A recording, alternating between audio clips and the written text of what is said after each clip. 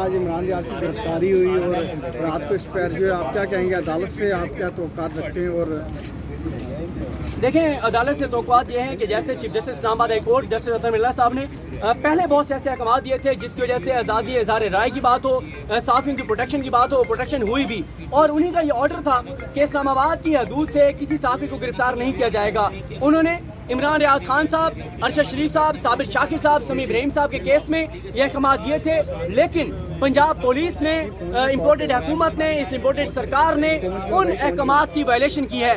ہماری توقعات chief justice اسلام آباد ہائی کورٹ جسٹس اطہر ملا صاحب سے یہ ہے کہ کل وہ جب عدالت لگائیں، کنٹیمپٹ آف کورٹ کی پروسیڈنگ کریں اور ایسے احکامات دیں کہ عمران ریاض خان صاحب کے بعد کسی صحافی کو گرفتار نہ کیا جا سکے۔ اور دکھ کی بات ہے، افسوس کی بات ہے کہ آج ارشد شریف، عمران ریاض، سمیع ابراہیم صاحب، صابر شاکر صاحب اور عمران ریاض خان تو غدار بن گئے ہیں، لیکن D G I S P R کی پریس کانفرنس میں جن کی تصویریں دکھائی گئی تھیں کہ یہ پاکستان مخالف ایجنڈے کو آگے بڑھا رہے ہیں، آج وہ اداروں کے ترجمان بن چکے ہیں۔ ویڈیو کے بارے میں کیا کہیں گے جو عمران ریاض کے پیج سے اپلوڈ ہوئی ہے کہ اگر 5 گھنٹے تک مجھے نہ چھوڑا گیا تو میں ویڈیو ریلیز کر دوں؟ لیکن میں ابھی بھی یہ سمجھتا ہوں، میری اگر ذاتی رائے پوچھتے ہیں کہ وہ ویڈیو ابھی ریلیز نہیں ہونی چاہیے، میری ذاتی رائے ہے۔ اس کی وجہ یہ ہے کہ میں ابھی بھی یہ سمجھتا ہوں کہ معاملات اداروں کے ساتھ اس نہج پر نہیں جانے چاہیے جس نہج تک ابھی بھی آ چکے ہیں۔ دیکھیں، یہ نقصان پاکستان کا ہو رہا ہے۔ یہ جو امپورٹڈ حکومت ہے، انہوں نے آخر کیا کیا؟ اگر آپ جمع تفریق کریں کہ پچھلے 90 روز میں کیا ہوا، تو یہ جو امپورٹڈ حکومت ہے، انہوں نے آ کر کیا کیا؟ ای وی ایم ختم کیا، انہوں نے نیب کو ختم کیا، انہوں نے جو ہے وہ اوورسیز پاکستانیوں کے ووٹ کو ختم کیا، انہوں نے نیب ترمیم کر کے اپنے آپ کو این آر او دیا، انہوں نے ایف آئی اے کے پراسیکیوٹر چینج کیے، یہ اپنی لوٹ مار جو پرانی ہے اس کو ختم کر رہے ہیں۔ آئندہ کے لیے لوٹ مار جو ہے اس کو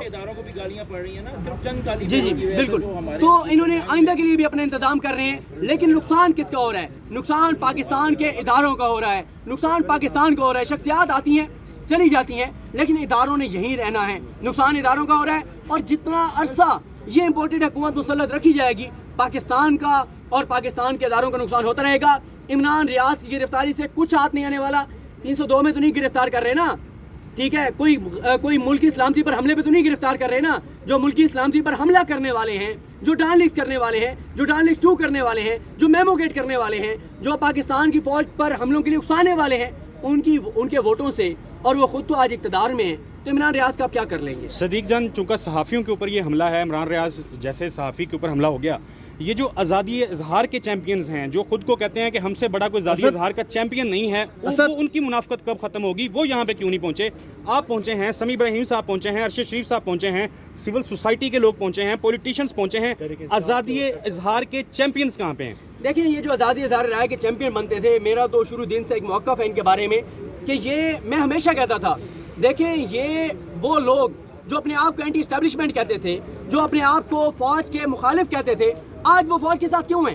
آج وہ فوج کے گن کیوں گا رہے ہیں؟ فوج کی تو نہیں اسٹیبلشمنٹ کہنا چاہیے، اسٹیبلشمنٹ کے گن کیوں گا رہے ہیں؟ کیونکہ مریم نواز صاحبہ نے بھٹو پر زبان رکھ دی ہے۔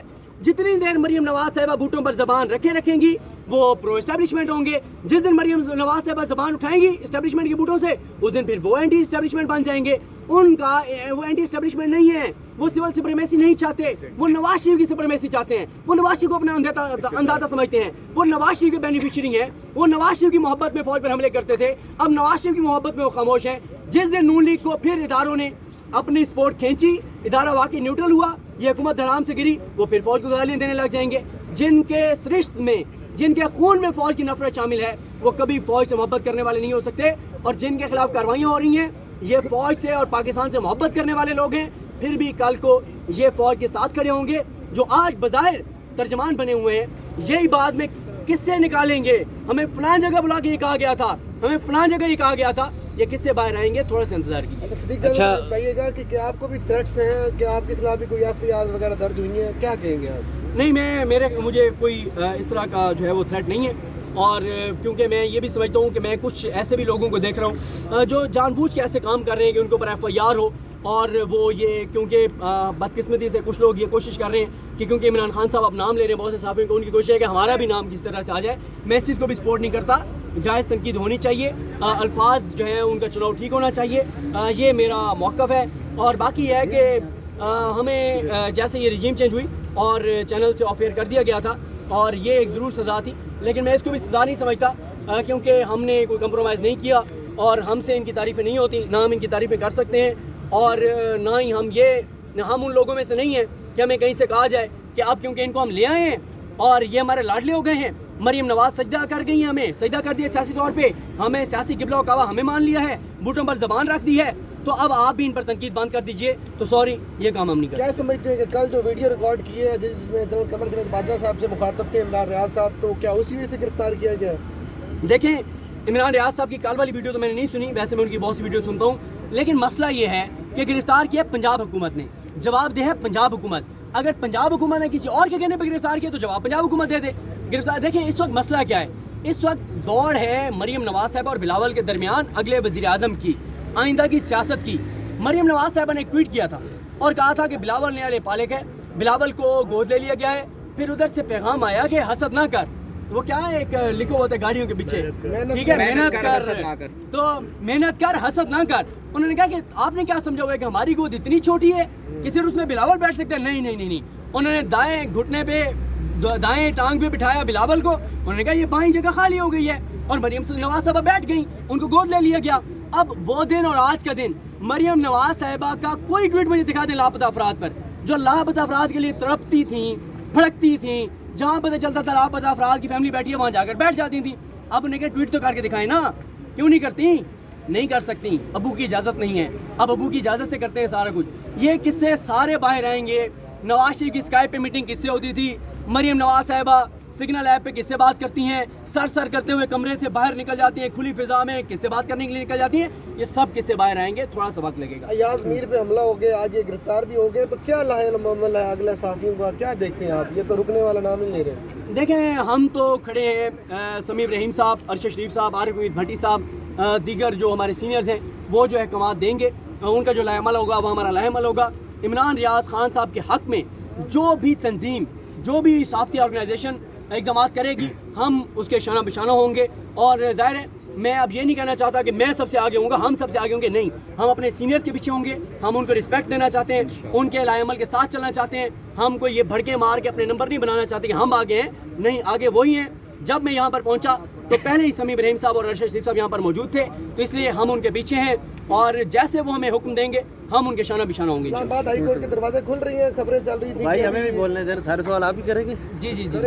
اچھا، میرا سوال یہ ہے کہ اسٹیبلشمنٹ جو کہ اس وقت جو ان کو نیوٹرل کہا جاتا ہے اس سے کافی ان کو چڑ ہو گئی ہے، اب یہ اسٹیبلشمنٹ کہہ رہی ہے کہ ہمیں نیوٹرل نہ کہا جائے، ہمیں اے پولیٹیکل کہا جائے، تو اس حوالے سے کیا کہے گی؟ کیا نام اگر وہ چینج ہو جائے گا تو کیا ان کا جو رول ہے کیا وہ بھی چینج ہو جائے گا؟ دیکھیں اے پولیٹیکل کہیں نیوٹرل کہیں، میں ذاتی طور پہ سمجھتا ہوں ادارے کو واقعی اے پولیٹیکل اور نیوٹرل ہو جانا چاہیے۔ اگر ادارہ نیوٹرل ہے تو اسلم بہتانی کی اسکیم کس نے فون کر کے ڈلوائی ہے؟ کس نے کہا کہ اسلم بہتانی کی اسکیم ڈال دو ورنہ وہ ناراض ہو جائے گا؟ لیکن میں آپ کو ایک ذاتی طور پہ بات بتاؤں، میں بڑی تنقید کرتا ہوں مسلم لیگ نون پر کہ یار یہ ووٹ کو عزت دو کے نام پہ تڑپتے تھے، پھڑکتے تھے، ان کے پیٹ میں درد اٹھتا تھا، مروڑ اٹھتے تھے، بڑی تکلیف ہوتی تھی، کہتے تھے سول سپریمیسی لائیں گے، ووٹ کو عزت دیں گے۔ میں نے سوچا کہ 2017 سے 2022 تک تبدیلی کیا آئی ہے، تو میں نے اس تبدیلی کا عنوان یہ سوچا کہ رینجرز کے اہلکار کے اشارے سے سیکٹر کمانڈر کے ڈنڈے تک 2017 میں نیب کورٹ میں میاں نواز شریف صاحب کا کیس چل رہا تھا، اور اس وقت ساری کابینہ ایک مجرم کے ساتھ وہاں پر پیش ہوتی تھی، ملزم کے ساتھ پیش ہوتی تھی، تو احسن اقبال صاحب وزیر داخلہ تھے، احسن اقبال صاحب آئے، ان کو رینجرز کے ایک اہلکار نے یوں اشارہ کیا، اس نے کہا پیچھے پیچھے پیچھے، خبردار آگے مت آنا۔ وہ سکتے وزیر داخلہ، انہوں نے بڑی پھڑکے ماری، بڑی انہوں نے گرجے، میں یہ کر دوں گا، میں وہ کر دوں گا، کچھ نہیں کر سکے تھے۔ اس وقت یہ ہوا تھا کہ رینجرز اہلکار نے ایک اشارے سے ان کو پیچھے بھیج دیا تھا۔ اب کم از کم نون لیگ سول سپریمیسی میں اتنی ترقی ضرور کر گئی ہے کہ پہلے رینجرز اہلکار کا اشارہ چلتا تھا، اب رینجرز اہلکار کے اشاروں سے وہ بات نہیں مانتے، اب سیکٹر کمانڈر کو ڈنڈا دینا پڑتا ہے۔ تو جہاں پہ احسن اقبال صاحب جیسا وزیر سول سپریمیسی والا وہ ایک سیکٹر کمانڈر کے ڈنڈے پہ چلتا ہو تو ان کو شرم آنی چاہیے ووٹ کو عزت ہو کے بیانیے کی بات کرتے ہوئے بھی۔ بہت شکریہ، بہت شکریہ۔ شکریہ۔